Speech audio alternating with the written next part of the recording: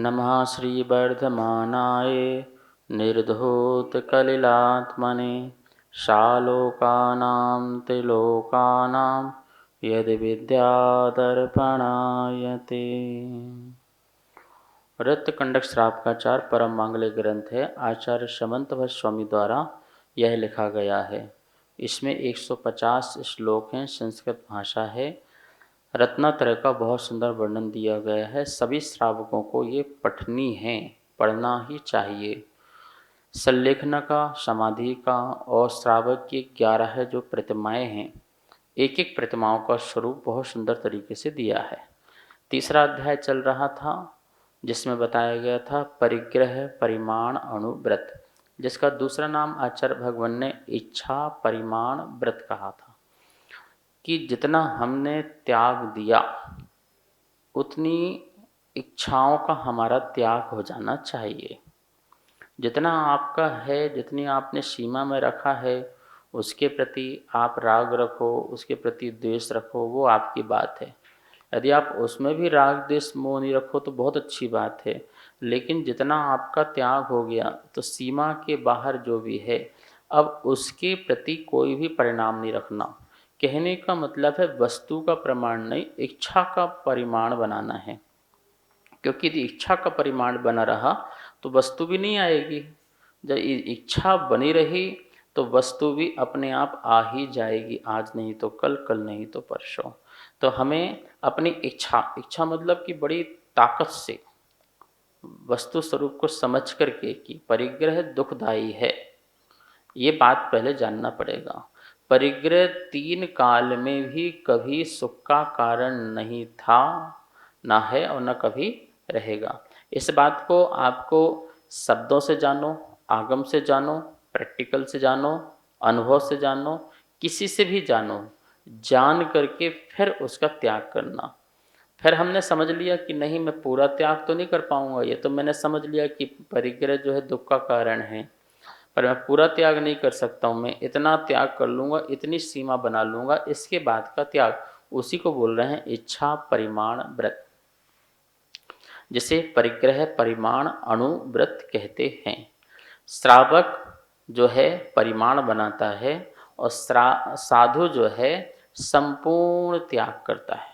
उसका अपना कोई परिमाण नहीं होता है कि मैं इतने बर्तन रख लूँ, ठीक है, खाने के लिए। अब हाँ, पानी पात्र में भोजन होना है इसलिए बर्तन की भी ज़रूरत नहीं है, वस्त्र पहनना नहीं है इसलिए वस्त्रों की ज़रूरत नहीं है, दासी दास को धन आपके पास नहीं है देने के लिए इसलिए दासी दास की ज़रूरत नहीं है, आभूषण पहनना नहीं है इसलिए सोने चांदियों की भी आवश्यकता नहीं है, एक स्थान में रुकते नहीं हैं इसलिए उनको वास्तु और खेत की भी आवश्यकता नहीं है, और कल की आहार की चिंता नहीं है इसलिए धान आदि की, अनाज आदि की भी स्टोर करके रखने की भी चिंता नहीं है। इस प्रकार देखें तो इसलिए उनको सब त्याग हो जाता है। लेकिन श्रावक ऐसा नहीं कर सकता। श्रावक को अभी आहार की भी चिंता है और कल की भी है और अतिथि की भी चिंता है, ठीक है ना, रहने की भी चिंता है, अपने परिवार की भी चिंता है, इसलिए वो संपूर्ण का त्याग नहीं कर पाता है। लेकिन संपूर्ण में कुछ रख के सबका त्याग तो कर ही सकता है।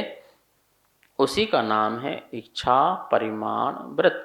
इसके बारे में हमने कल देख लिया था। आज जो है अतिचार, यदि मैंने परिग्रह परिमाण व्रत का व्रत ले लिया है तो मेरे कौन कौन से दोष लग सकते हैं, ये नाम गिनाया है। इसका मतलब हमें सावधान रहना है, सतर्क रहना है कि ये वाला अतिचार लगे ना। हमारे आचार्यों की कृपा रही कि उनने नाम गिना दी कि बेटा तू ये भी कर सकता है, तो इस हद तक जा सकता है। तो हमको जब पहले ही पता चल जाएंगे, मैं श्रावकों से यही बात बार बार कहता हूँ, आपके जो 72 दोष बताए हैं, कितने दोष बताए हैं, 72 दोष बताए हैं, उन दोषों को आप एक स्थान पर लिख लो और रोज प्रतिदिन उनको पढ़ो और पढ़ करके अपने एनालाइज करो कि मैंने इन 72 में से आज कौन सा दोष लगाया है। बस आपका काम बढ़िया परफेक्ट हो जाएगा।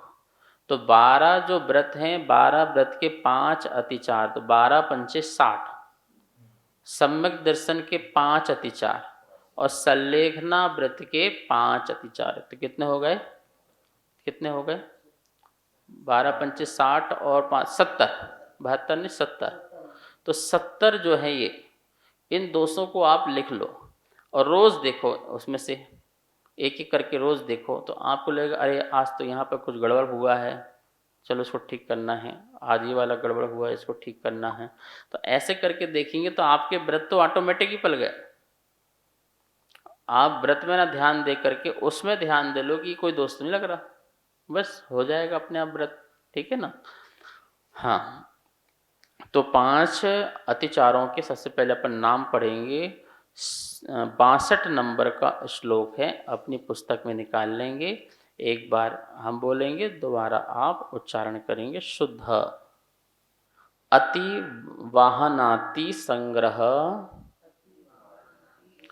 विस्मय लोभाति भार वहनानि। विस्मय लोभाति भार वहनानि, लोभाति भार वहनानि।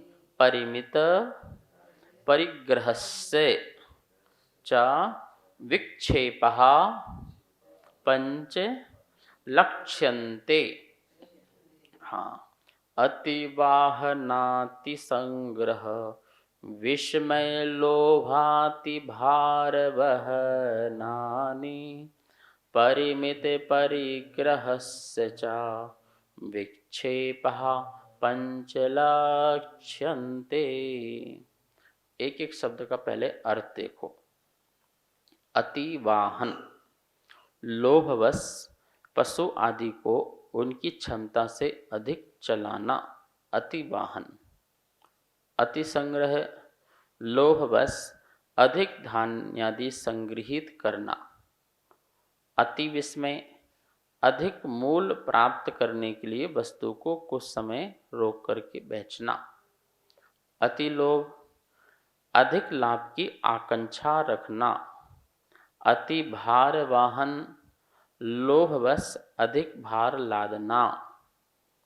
परिमित परिग्रहश्च, परिग्रह परिमाण अनुव्रत के भी 5 विक्षेपः अतिचार लक्ष्यन्ते निश्चित किए गए हैं। अब आप इस श्लोक में देखेंगे तो एक एक शब्द पहले लगाते जाइए। पहले लिखा है अतिवाहन, फिर संधि कीजिए, निकलेगा अति संग्रह, फिर विस्मय, फिर लोभ, फिर संधि निकालिए अति भार वहनानि। बाकी श्लोक सरल है। अतिवाहन, अति संग्रह और फिर अति शब्द लगा लेंगे विस्मय के साथ भी तो अति विस्मय, और अति शब्द लोभ के साथ लगा लेंगे तो अति लोभ। ठीक है ना? और अति भार, सबके साथ अति है, क्या है? अति का अतिचार है, अति का अतिचार है। चार मतलब चलना, आचरण करना। अति आचरण कर दो, आपकी जो मर्यादा है उससे बाहर गए तो अतिचार लग गया।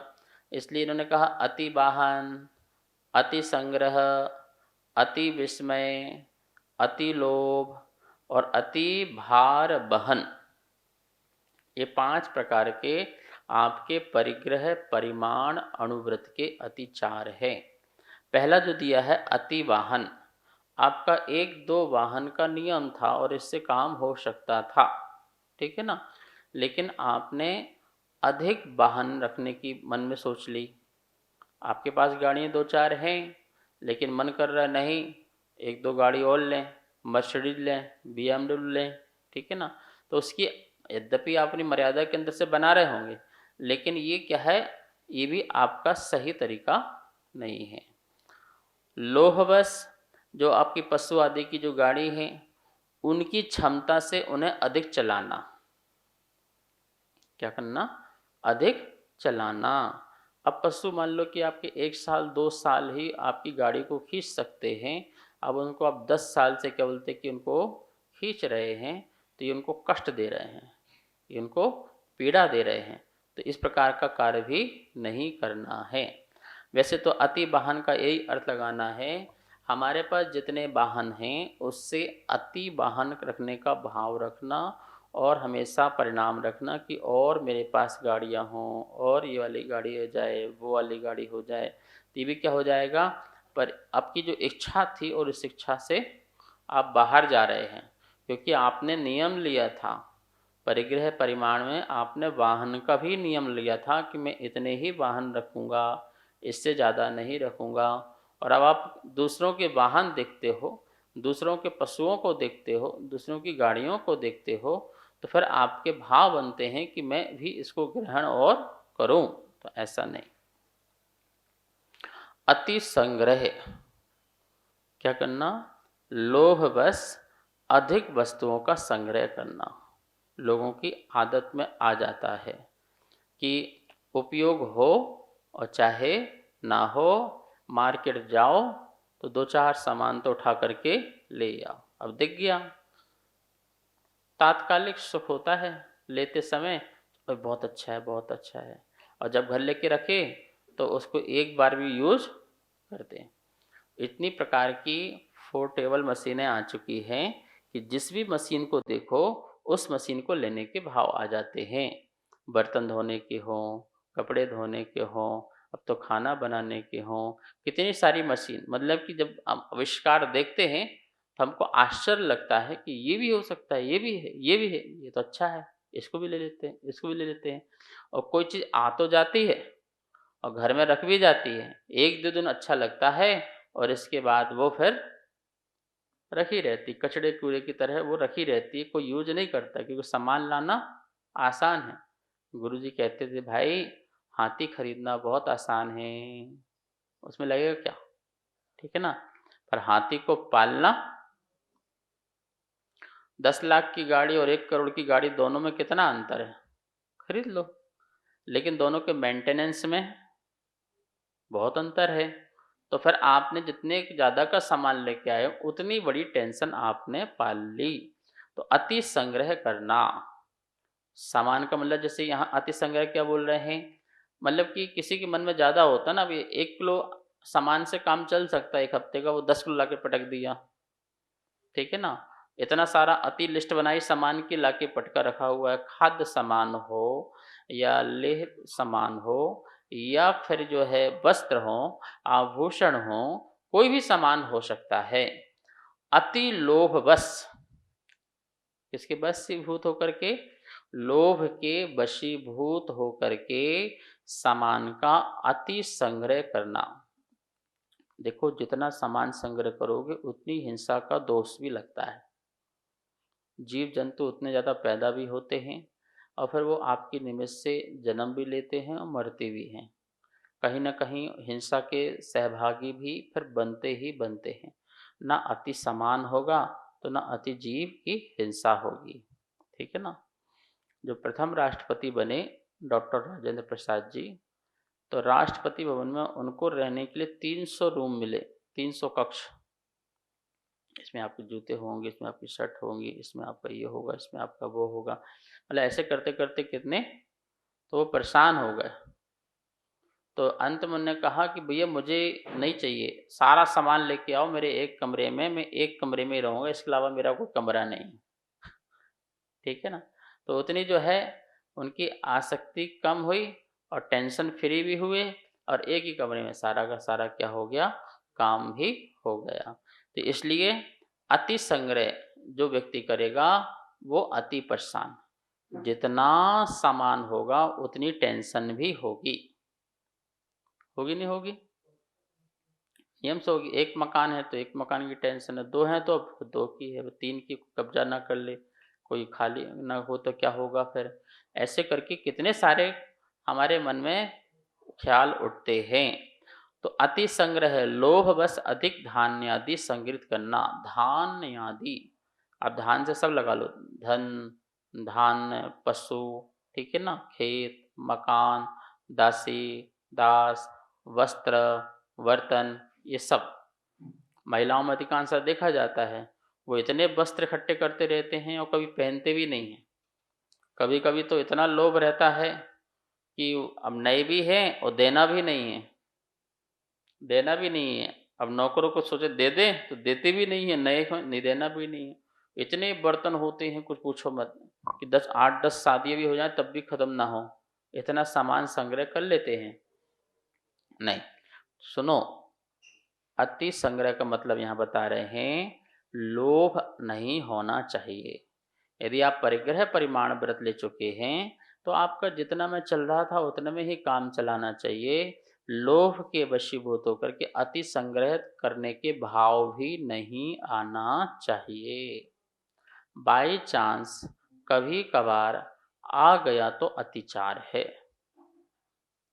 मार्केट में गए, 10 साड़ी का नियम था और नई साड़ी दिखी तो साड़ी का भाव आ गया तो अतिचार है। लेके भी आ गए तो अतिचार है, ठीक है ना। लेकिन अब उसको तुम जब चाहो तभी लाते रहो तो वो अनाचार हो जाएगा। तो बोले कि नहीं, ऐसा नहीं करना है। जो परिग्रह परिमाण बनाया है उसके बाहर नहीं जाना है।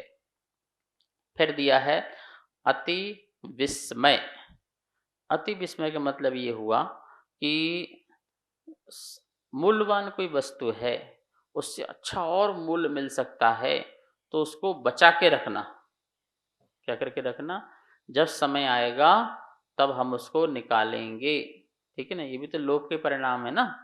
तो ऐसा स्टॉक करके रख लेना, और स्टॉक करके रख करके जब अधिक उसकी वैल्यू बढ़ेगी मार्केट में तो हम उसको क्या करेंगे, फिर बाद में बेच देंगे। तो ऐसे भाव से तो कुछ समय तक सामान को रोकना और फिर उसके बाद फिर बेचना, ये भी कहीं ना कहीं जो है हमारा अंदर जो है परिणाम, वही परिग्रह के परिणाम तो है कि इससे और हमें संचय होगा। अब सोना जो है 30 लाख रुपए किलो यदि सोना है और हमने रख लिया कि भैया आगे चल के 50 लाख का हो जाएगा, तो हम 1 साल 2 साल 5 साल 10 साल तक का इंतजार कर रहे हैं। तो 10 साल तक कंटिन्यू तुम्हारे अंदर जो परिणाम चल रहे हैं वो तो परिणाम खराब हो रहे हैं ना। वो परिणाम जो परिग्रह संचय के परिणाम चल रहे हैं, अब मिलेगा अब मिलेगा अब मिलेगा, अब रेट बढ़ेगा अब रेट बढ़ेगा। जमीन बेच लो, नहीं नहीं नहीं, अब बढ़ेगा, अब देखना, अब देखो। शेयर में लगा रखा, अब देखो अब देखो अब देखो। तो क्या चल रहा है, वो अति जो है परिणाम लोभ के चल रहे हैं, तो वो भी अतिचार कहलाता है। इस प्रकार से अपन ने यहाँ पर आज 3 अतिचारों की बात करी।